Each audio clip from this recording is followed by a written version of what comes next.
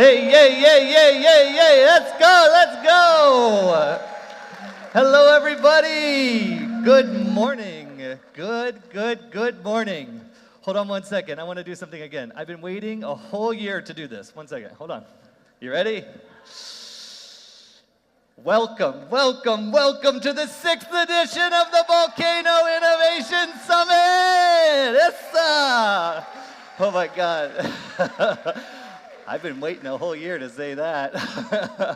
Bueno, who is here for the very first time? Raise your hand. Yes, wow. Second time. Hey. Third time. Fourth time. Hey, fifth. Okay, here we go. Who's here for the 6th time? Look at that! Here we go! Give him a round of applause! Fantastic, fantastic. My name is Chris Rowe. I am so excited to be here again for the 2nd year in a row. When I stepped onto this stage last year, I had no idea how this would change my life. And I just wish all of that for the first timers, the second timers, the third timers, you get the point, right? For 6 incredible years, this summit has been a dynamic ecosystem where visionaries and pioneers are coming together to ignite groundbreaking ideas. This is a global initiative, a place where businesses, entrepreneurs, innovators are uniting to share their vision and their experience. The commitment at Volcano Summit is very, very, very clear. To position Latin America as a powerhouse of innovation and foster meaningful cross-cultural exchange. Esa.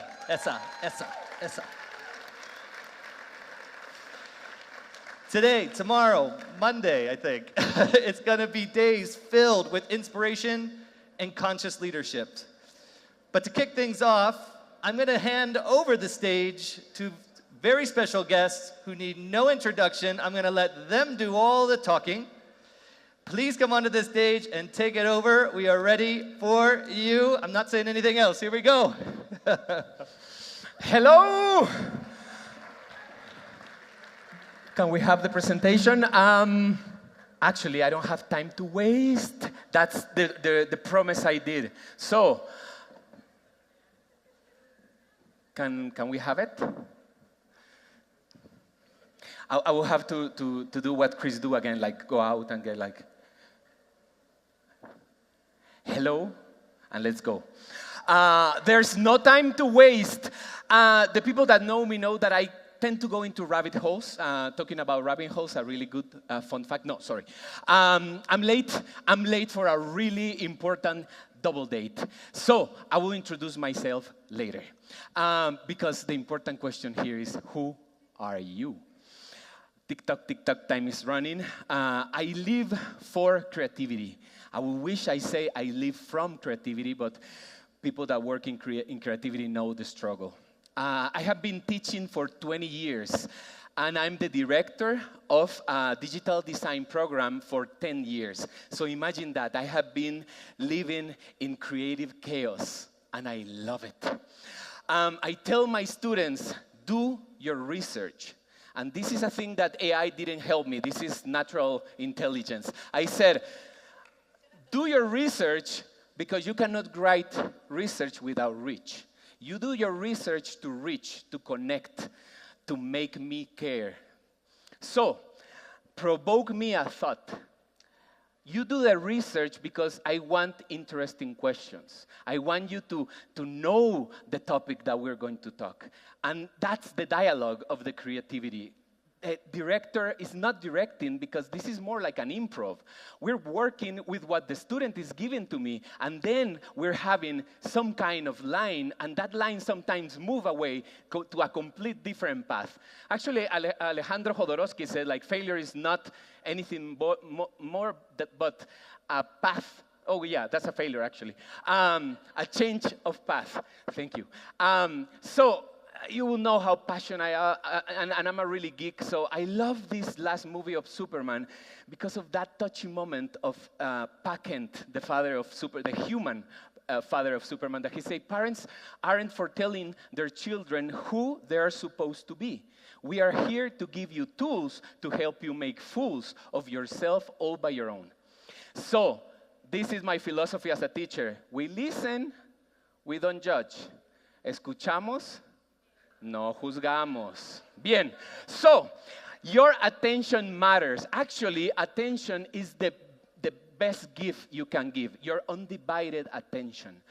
But never assume attention. Never take it for granted. You have to get their curiosity, you have to earn their attention, and you have to keep it.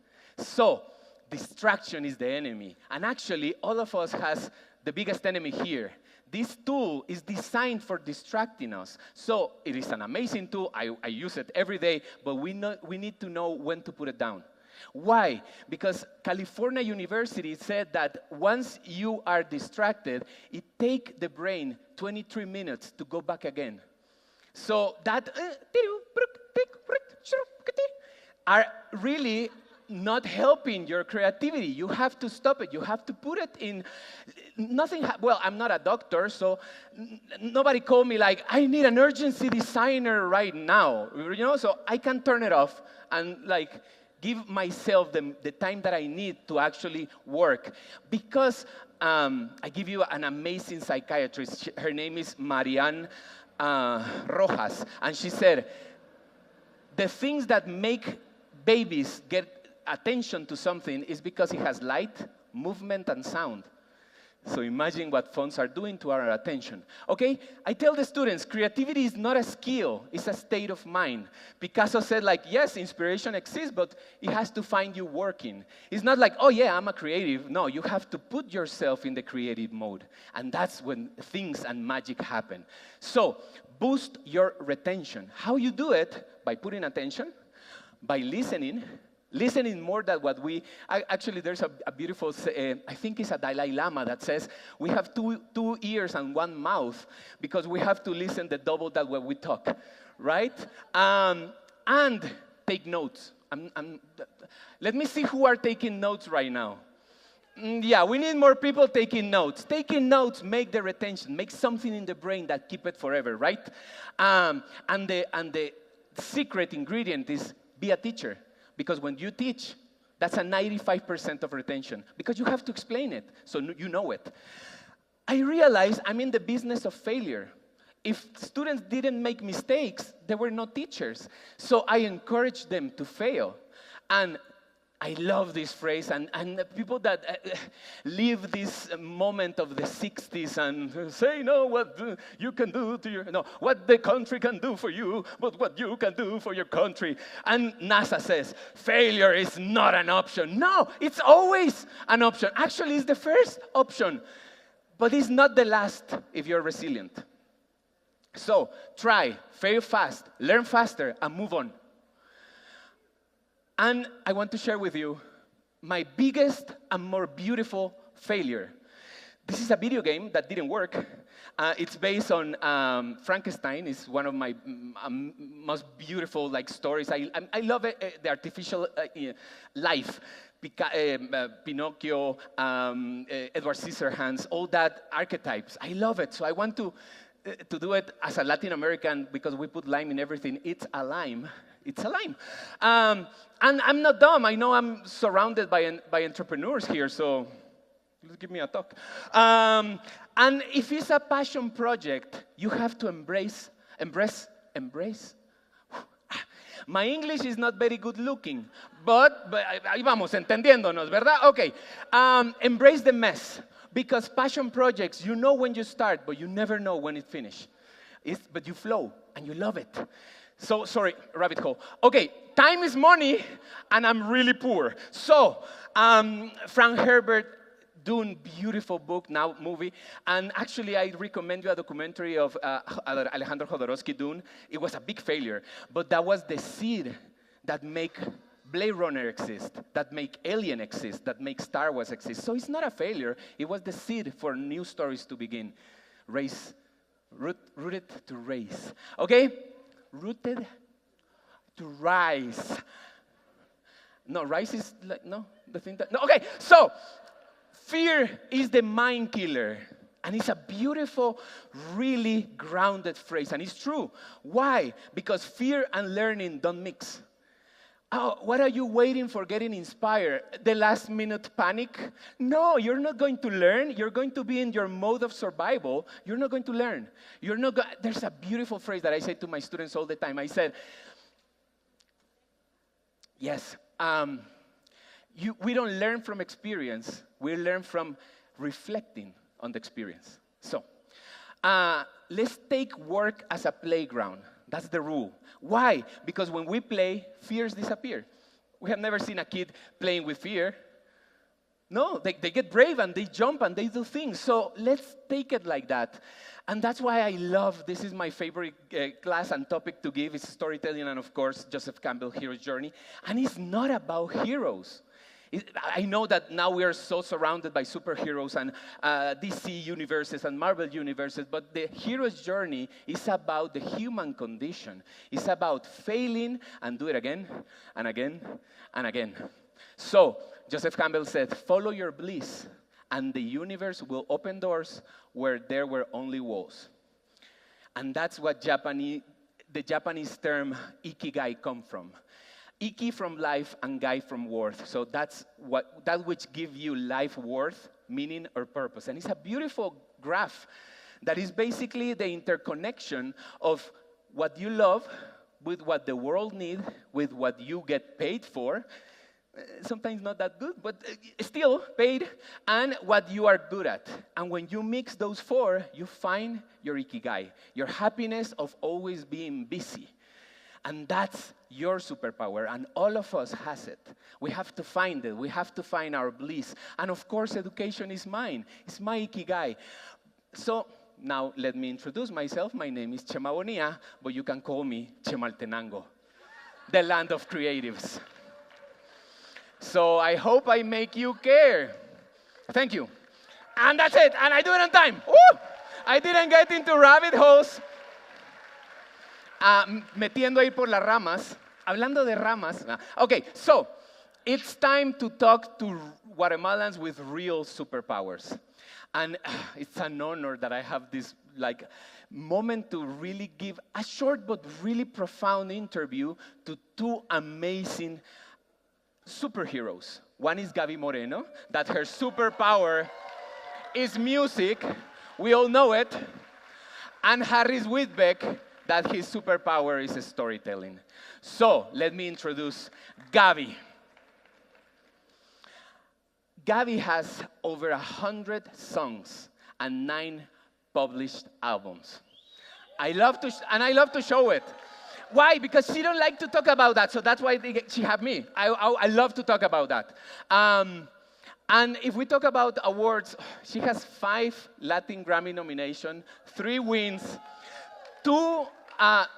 3 American Grammy nominations, and she's the first Guatemalan female artist that get us.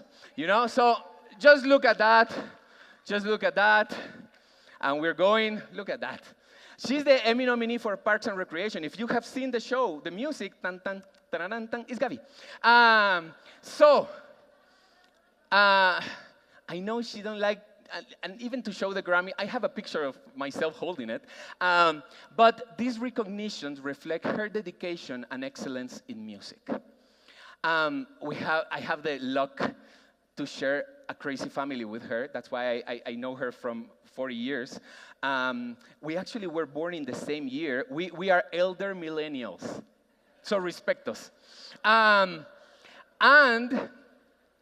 we share our passion for dogs.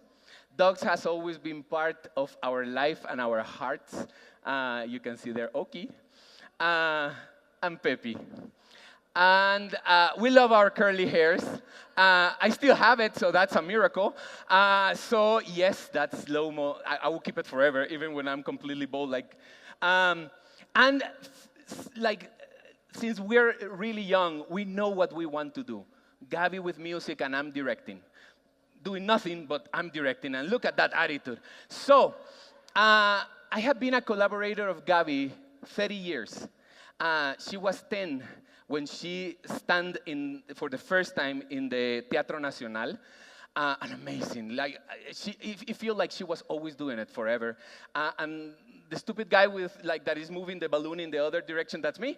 And all of those projects are projects that she has given me the amazing challenge to work with her. So we have been doing posters, album covers, visual for concerts, video clips. Look at that. The stage scenario for her concerts. Aramos dijo la mosca encima del güey. I don't know how to translate that, but basically I feel proud of Jimmy Fallon holding a design that I create, but it's not because of me, it's because of Gaby, but I was like, woo, you know? So it is an amazing journey, and sharing talks together and having that honest admiration that I feel for her. You know, it is not, no, we're cousin. No, I'm her fan. And it's true. So when you enjoy what you do, work becomes play. So please give a big applause and thanks to back. We have here Gaby Moreno.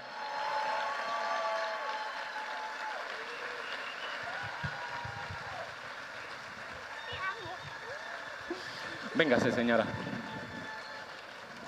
Thank you very much. Oh my goodness. ¿Cómo estás? How are you? Thank you for that lovely panegyric. That was incredible. He's my cousin, if you didn't already know. But I love you. Thank you. Yeah, Thank you so much for She's my that sister. incredible introduction. And she know it too. It's true. I have more footage of her in my computer than of me, of my dogs, you know. But thank you. If I yeah. Nobody see it. So Gaby, let's start with this beautiful collage here. Yeah, you can see it there. Okay, so I will throw you the question first. Knowing that the topic is rooted to rice, and Gaby is so family-based rooted, how have these family roots inspired and sustained you as an artist? All right. Well, let's start by maybe letting people know who they're seeing on these beautiful photos. You are seeing my grandfather, Jose Maria Bonilla Ruano, who wrote actually the reforms for our national anthem in Guatemala. So it's huge. He was a poet, an incredible literary figure, and I'm incredibly proud to call him. He is our grandfather. Yes. I share his last name. That's right. Imagine the responsibility. His name. Sorry, Jose Maria Bonilla. Jose Maria Bonilla. And I just have a dog, and I call him Gandalf Jose, so, you know, he feels a little better. Then you see my grandmother. My grandmother was also a pretty important figure in my life. She was the first one who taught me the very first memory that I have of a song, and it was a song called Amapola. I remember I was 5 years old, and she would sing this melody to me over and over and again, and it made me fall in love with just a melody, a song, you know. And so shortly after that, I guess, well, my mother was the one who kind of discovered that I had an ability to sing, because I really, I started singing when I was 5, 6 years old. And so that's who you see also there, holding me as a baby. That's my mother. And she's here today, so I want you to give her a big applause. Lucy Bonilla.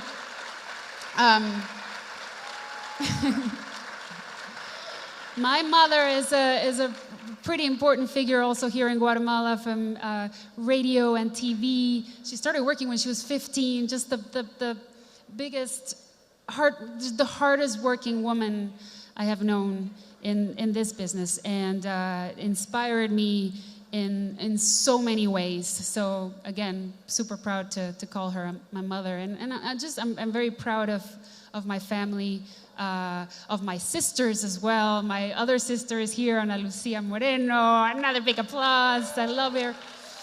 A wonderful entrepreneur. My younger sister is also a musician and an artist. So I feel hugged by my family. Since I was very young, they were all incredibly supportive of this crazy career and adventure that I chose, because I chose it when I was very young. I was, I think, 9 or 10 years old when I told my mom, "Hey mom, what are you gonna do when I am not living in Guatemala anymore?" I don't know why I said that to her, but I just kind of knew that I was going to go somewhere far away to make my dreams happen. And they were all right there behind me all along the way, and I will always be so thankful for that. So you know you were an ave que migra from forever. Yes, forever. Okay, your bliss and your superpower is music. And it was nurtured early on by these beautiful influences. So how have these musical influences come together to shape and refine your unique style? All right, well, yes. You're seeing a lot of incredible artists that have shaped me, to be the artist that I am today. Artists that I started listening way back when. Someone like Mariah Carey, I started listening to her when I was about 10 years old, and she's the first one that made me fall in love with, being an interpreter and singing with power. But then I was like, I wonder who she was listening to, who influenced Mariah Carey, because, of course, I was very young, and I didn't know how to get to all of these other artists in black and white, especially. And so I started doing the discovery by myself. I was like, who was she listening to before? And so I got to artists like Bessie Smith, Sister Rosetta Tharpe, Nina Simone, Billie Holiday, Aretha Franklin, Mavis Staples, who, by the way, she's the woman with the purple dress. She's my queen of queens. She is the reason why I am so passionate when I sing. Like, really, anytime I open my mouth, I'm always thinking, what would Mavis Staples do? And this is kind of crazy. Next Thursday, I am going to be her special guest at her concert. It's the first time I'm meeting her. It's like a lifelong dream. I am really, I'm a bit beside myself just thinking about that. But and then there's all the other bands, from classic rock from the 60s, like the Beatles and the Kinks. And then there's the troubadours, of course, that I admire so much, like Joni Mitchell and Bob Dylan, who taught me the power of a lyric, of just telling a story when you're writing a song. And I see Mickey Mouse. Yes, I was very much influenced by the first influence. I was very much influenced by Disney as a kid. I started singing Disney songs. I still, to this day, love everything Disney, especially the older songs. So that's something. That's a passion I share with Chima as well. Yes. Yeah. We spent 16 hours the last time that we were in Disney Park. They throw us out of the park. We were like, no, we are not going away from. There's nothing can stop us now. Okay, so you talk about the Beatles. Of course, I think all of us are inspired by the Beatles and that power of collaboration. But also, it's because of the combination of talents, of that idea of I give you what you don't have, So we know the visionary leader that connect with the creative rebel, with the spiritual innovator. But so many people make fun of Ringo Starr, and Ringo Starr is the emotional stability of egos. We were talking in the beginning of the Volcano Summit. They were talking about be careful with the ego. Left your ego at the door, And Ringo was that. So. Now I did this beautiful collage of those amazing collaborations that you have had. So you can tell me a little of how this collaboration taught you and how they have enriched your artistry. But yes, It's kind of mind-blowing to see all of these artists. Okay. Oh my goodness. I'm going to start with the first one that you put, which is our very dear eminencia from Guatemala, Ricardo Arjona. That I, of course, had the pleasure to sing that beautiful song with him, Fuiste Tú.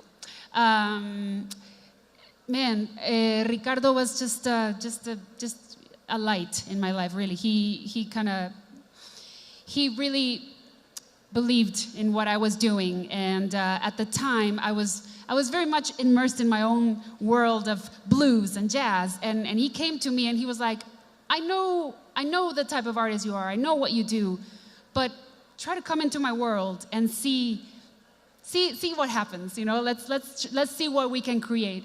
And boy, did we create some magic with that song, because never in my wildest dreams would I have imagined how far that song would go. It has like 1 billion views on YouTube, and it's just, again, mind-blowing. I'm going to go to Hugh Laurie, who is, you know him as the actor from Dr. House. I was able to collaborate with him on a beautiful album that he put out called Didn't It Rain. He invited me to sing a couple of songs with him, and then he took me on tour with him for a whole year and a half. I was on tour visiting countries all over the world. We played at the Kremlin for 4,000 people. I know, yeah. We played in Australia, we played in Brazil. It was all over the place, but it was this music from New Orleans and jazz and blues, and it was like, I really felt, in Spanish we say, en mi pura salsa. Then, oh my goodness, there's so many. There's that moment there with Bono from U2 that I got to sing with him in Dublin for the 50th anniversary of Amnesty International. That's Angelique Kidjo in the middle, who I just saw at the Hollywood Bowl. She's incredible. There's the Disney character that you see over there is actually a Disney character that I voiced. Her name is Marlena, and she's from a TV show called Elena of Avalor. That's pretty big, and I got to sing the theme song for that. You're seeing Mr. Van Dyke Parks right next, and I got to do a beautiful album with him called Spangled. The one in the middle with me with a guitar, I got to be in an episode of Guillermo del Toro's Cabinet of Curiosities. Oh my on God. Netflix. And that was also incredibly special because I had never, ever been in a set. I had never been part of a big production like that, and it was... And with Guillermo del Toro. Exhilarating, yes. I think I met him through the 6 degrees of separation. As Puss in Boots, because I got to write and perform the song Por qué te vas, that you can actually hear in the movie in Spanish, which was also incredibly thrilling and exciting to hear that. Below that, you see my wonderful, inspiring collaboration with Oscar Isaac. We sang the song Luna de Xelajú. We got to perform it on Jimmy Fallon.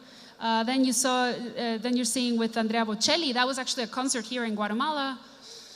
Eugenio Derbez. I have written songs for 3 of his movies.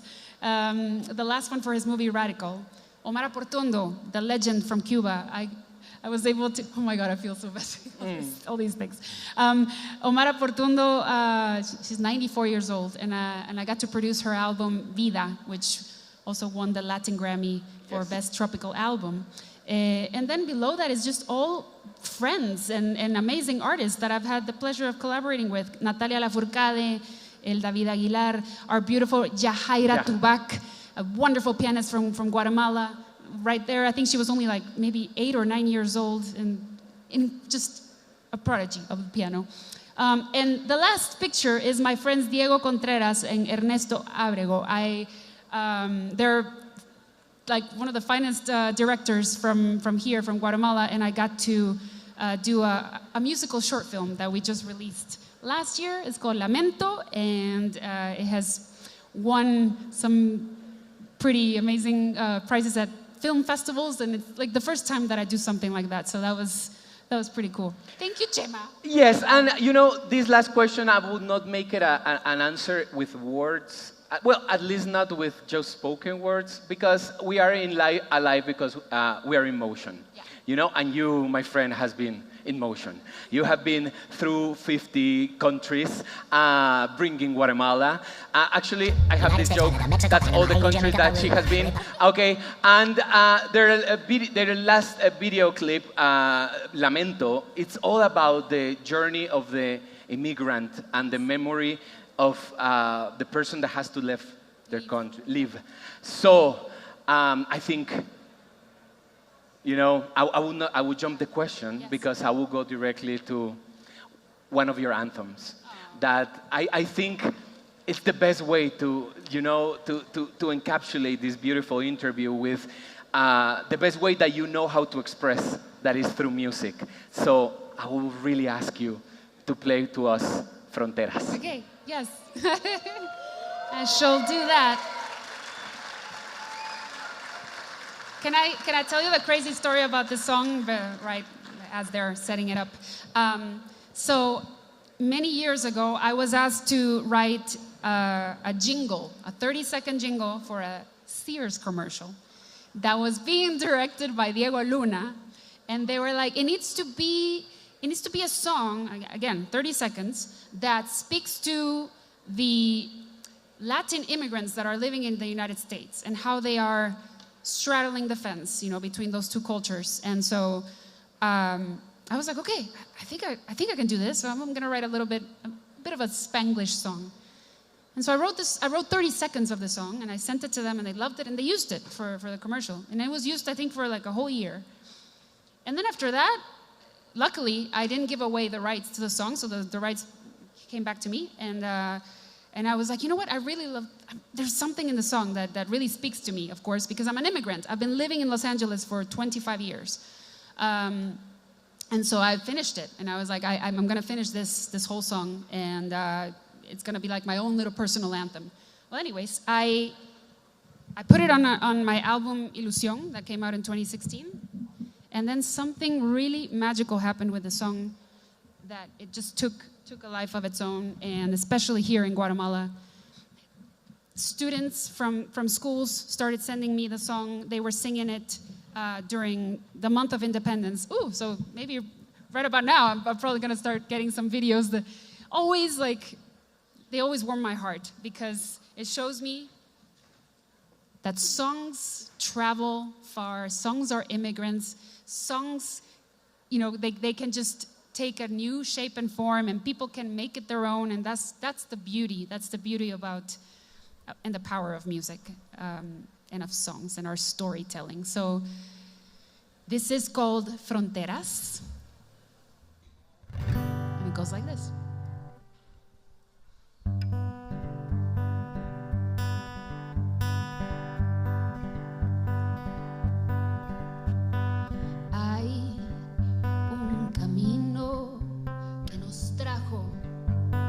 Aquí no conoce las fronteras, esta pasión dentro de mí es anhelo el que me empuja cada nuevo amanecer, con mis temores, ilusiones y los restos del ayer.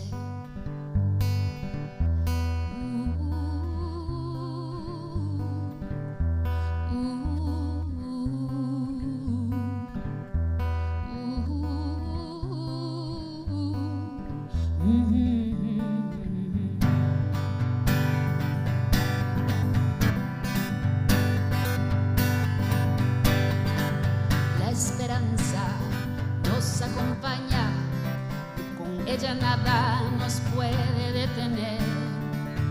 Yo de tu mano, tú de la mía, no hay nada que temer.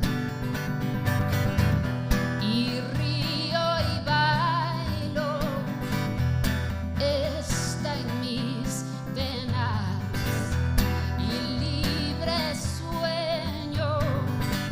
This is where I belong. This is where I belong. ¿Quién sabe lo que el mañana nos quisiera regalar? Hoy es todo lo que tengo y lo voy a atesorar. Poniendo el manifiesto, cuánta luz puedo irradiar. Y ser feliz es el remedio, que todo lo puede mejorar, Y río y bailo, está en mis venas, libre sueño, this is where I belong.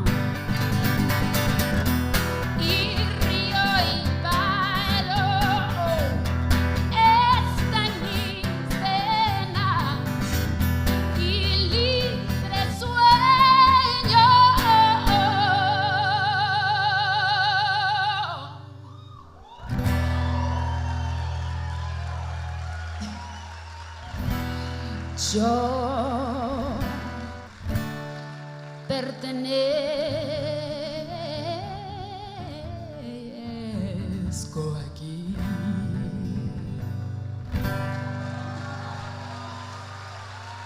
Gracias.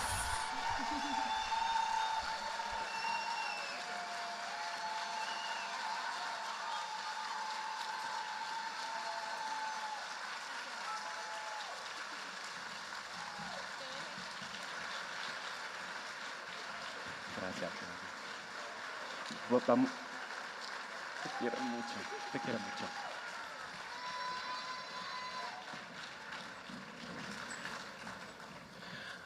Okay. And to wrap this up, I have the honor and the privilege to introduce this amazing Guatemalan. So, I don't want to miss any details, so let me read it. Let me introduce Harris Whitbeck, one of Guatemalan's most respected voices in global storytelling. With 30 years as a journalist, there you can see the images, Harris has covered major political, economical, and social development across Latin America, and as well as natural disasters like earthquakes, floods, hurricanes, and tsunamis. He has also traveled to some of the world's most dangerous frontiers, the war in Iraq and Afghanistan, the fall of the Soviet Union, and the September 11 attacks. His work has been recognized worldwide with the National Headliner Award, the Global Media Award, the Environmentalist Media Award, and in 2002, he received a special Emmy, ahí está, Emmy nomination, a recognition for his impeccable achievement in journalism, and I was named one of Guatemala's 12 leaders in international journalism. He's also an author of El Oficio de Narrar Sin Miedo, the work of Tell Without Fear, a memoir that takes us behind the headlines, showing the danger, humanity, and lesson of journalism. I open with a quote of Frank Herbert, "Fear is the mind killer," and Harry knows this firsthand. One of his most striking lessons is fear loses its power when you confront it. Today, he is the director of INGUAT, and he promotes a vision of tourism that is sustainable, authentic, and community-driven, amplifying Guatemala's living culture and heritage. He has often described himself as having the soul of a journalist, the soul of a journalist and a storyteller.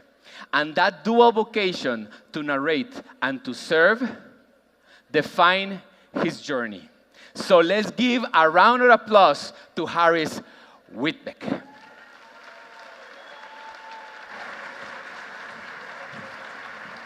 Muchas gracias.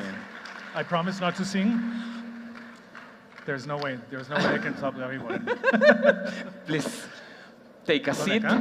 Yeah, wherever you want. In any. Oh, we still have the three chairs. No, but it's going to be the two of us. Perfect. And I'm just going to go to two.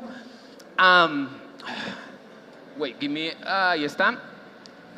Two questions, and of course, this one, and I even put like the images separated by a white line, because you have seen Guatemala through two lenses: as a journalist, as a communicator facing the country's hardest headline, and now as a director of INGUAT, highlighting its culture and potential. So, how do you balance those two sides of the story when you share Guatemala with the world? Well, those two sides of Guatemala are two sides of who I am. So it is inevitable that they will be with me wherever I go. You mentioned resilience, and resilience is a big part of Guatemala's story. But what I'm trying to do now is promote the idea of active resilience, because resilience can be a double-sided knife. If people get, a lot of people in Guatemala who have to rely on resilience to survive. And when they reach a point where they're just surviving, they can become complacent. So I was talking to some people the other day about how resilience has to be active, because that's when you activate a society and that's when you bring about change. So that's one side of how, that's one example of how I balance two sides of the story. Oh, that's beautiful. And I actually do a lot of the research, and I love those pictures that you have. You are so honest in your social media, and I really I'm thankful for that. You don't want to hide between like the perfect image. You share who you are, and you share your passion for traveling. The theme of this summit is Rooted to Rise. So we know that passion of flying, and you're traveling the world covering historic events, but you also carry Guatemala with you everywhere. So what personal or professional roots have kept you grounded in such a changing world? Well, again, I think Guatemala has kept me grounded, and wherever I have been in, close to 30 years of traveling around the world, sometimes in very difficult situations, I always come back to Guatemala. And listening to Gaby, right now I remembered something that happened when I was working in Iraq. I spent about 1.5 years in Iraq during the conflict there, starting in 2003. And in my backpack, I'd always carry coffee, Guatemalan coffee, a small French press, and I had an iPod. I don't know if anybody still remembers what an iPod is. An iPod? Do you know what an Yeah. iPod is? Okay. I don't feel so I'm an bad. elder millennial. Yeah. And in the iPod, I had a playlist, and there were many different songs. But one of the songs that I had was Gaby singing the Guatemalan national anthem. Oh. It's a recording that she made in the late 1990s. Yes. Somehow, I don't know why it came into my hands, but every now and then, after a particularly difficult day, I would play just a piece of that, and that would just connect me back to Guatemala, because, home is where your roots are. Yeah. And there's a really special place in Guatemala. I know all Guatemala, but there's a special place in Guatemala that also keep you rooted. Well, you've seen my Instagram. Yes. Yeah. Yeah, Lake Atitlan. Lake Atitlan has been part of my history and part of my family's story for many generations. And that's, it's a place that represents connection. It's a source of energy for many, many traditions, for many, many peoples, for many travelers. And for me, it's always been that. So again, wherever I am, I know they can always go back to Lake Atitlan if we protect it. And seeing also your pictures, I feel like dogs also keep you grounded.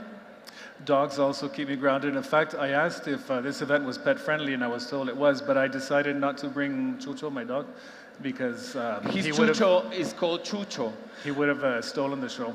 Oh, no, that's amazing. I feel like it is such a natural connection, with dogs, that definitely keep us grounded. Yeah. So thank you so much, Harris, for this interview. And I will let you in the best voice, because Harris is going to share the power of courage, leading with bravery to transform a culture of fear. So thank you so much, Harris, for this interview and being here. Thank you. Yeah. Do I? Oh.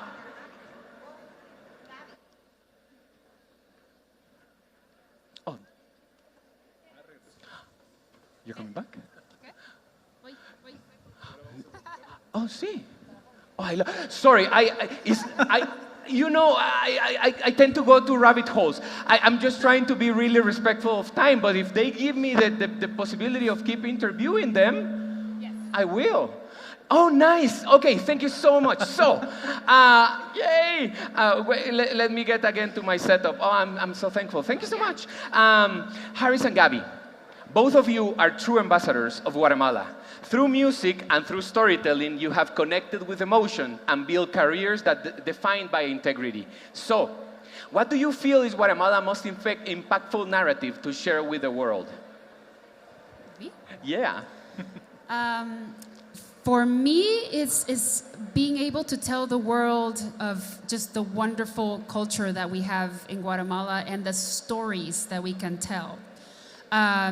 I've met so many incredible in my own personal path. I've met some incredible artists here in Guatemala, and so I think it's important for the world to know that there are many just incredible, talented artists, and I've had the honor of working with a few of them. I'm right now actually producing this wonderful singer-songwriter, and just yeah, it's just like shining a light on them and going like, hey, like what we're doing here is unbelievable, and just more people need to know about this, you know, just all over the world. So I think that basically for me would be the art that is being made in Guatemala. Yeah. So when I took the job as director of INGWAT, I realized that the hardest part about the job was already taken care of, and that was making sure that we had enough content to tell a story. Guatemala, and I have a former cameraman who used to work with me who would say that Guatemala is a country where you point your camera outside the hotel window and you have a story. Yeah. Because life is just there. Yeah. And we've found that in INGWAT, you know, we have 3,000 years of culture. We have a modern, contemporary indigenous culture, which is very vibrant, very dynamic. We have gastronomy, we have artisans, we have textiles, nature. So it's very easy to create impactful narratives about Guatemala because we have all the ingredients to do that. And I have seen you travel around the world. Like I love the picture of you in the taxi with the Guatemala like brand is put in there, and you're so proud because you have bring Guatemala to places that it has not, or people, because I also see people saying like, no, Guatemala is dangerous, and you convince them like to come here, and they change completely their way of viewing Guatemala. And this, now that we're coming back, you know, to the young people that are look up to both of you. So they see how far you carry the country voice, and they hope follow in your footsteps one day. So my last question is, what message would you leave to these new generations of Guatemalans so they can carry their own stories forward with courage and integrity? I would tell them to just keep living their truth and keep being honest with themselves and what they're doing, especially, again, speaking to all the artists out there, being as authentic as possible with what you're doing and staying curious. Stay curious with life in general, you know, just go out there and be inspired by people. Surround yourself with people that inspire you, because those are the people that will make you just keep growing. So that's probably what I would tell. Yeah. I agree, absolutely. And I would say that my biggest superpower is transparency. And when you live in transparency and you live in integrity and you live in honesty, nothing can touch you. Yeah. And if you can apply that to every aspect of your life, then you're home free. And curiosity, I agree. And especially in this world that you have to be really skeptic now of what you're watching. Right? You have to be skeptic, but you can't lose optimism, and you can't lose hope, and you can't lose the idea that since you belong to something that's bigger than yourself, that is bigger is always going to be powerful and be there. So, yeah. Thank you so much. So this summit is our fertile ground for new ideas. So let's connect, collaborate, and race together. Rise together. Rise. Thank you so much. Thank you. Gracias. Yeah. Again. Oh, gracias. Muchas gracias. Qué honor, de verdad. Es un gran honor.